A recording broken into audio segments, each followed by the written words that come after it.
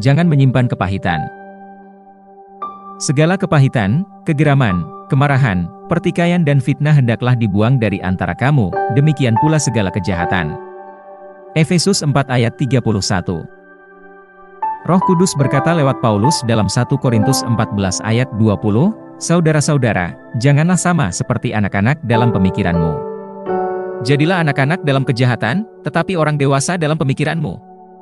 Anak-anak tidak menyimpan dendam, mereka memiliki pikiran yang murni dan tulus.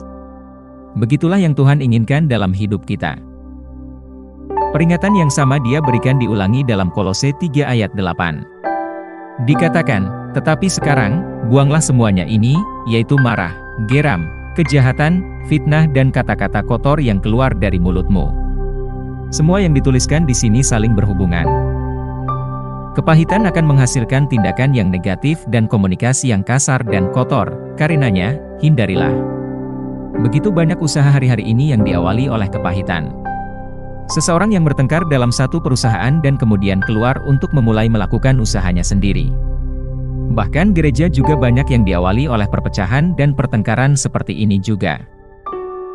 Engkau tidak dapat direstui oleh Tuhan dalam suatu usaha, bisnis ataupun perusahaan ataupun tindakan yang didasari dan didorong oleh kepahitan, amarah dan pertengkaran.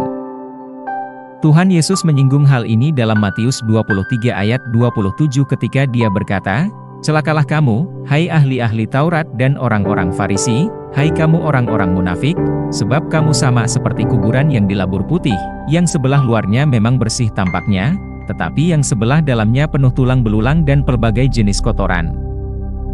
Menyimpan kepahitan, amarah, kebencian, dendam, atau kecemburuan akan menghasilkan dampak merusak dalam seseorang, karena kuasa negatif ini akan memimpin orang dalam tindakan yang merusak.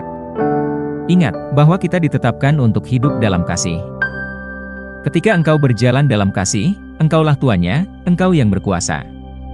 Alkitab berkata kasih tidak mementingkan diri sendiri, tidak sensitif, tidak mudah kesal atau mudah tersinggung.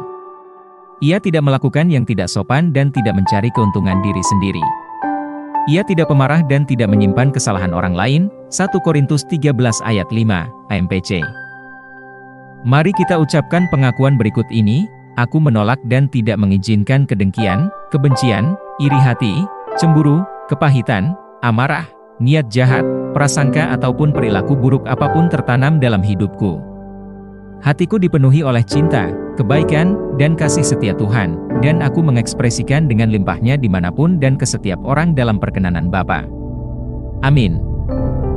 Ayat renungan hari ini terdapat dalam Amsal 14 ayat 30, NLT, 1 Korintus 13 ayat 3, CEV, Ibrani 12 ayat 15, Efesus 4 ayat 31, AMPC.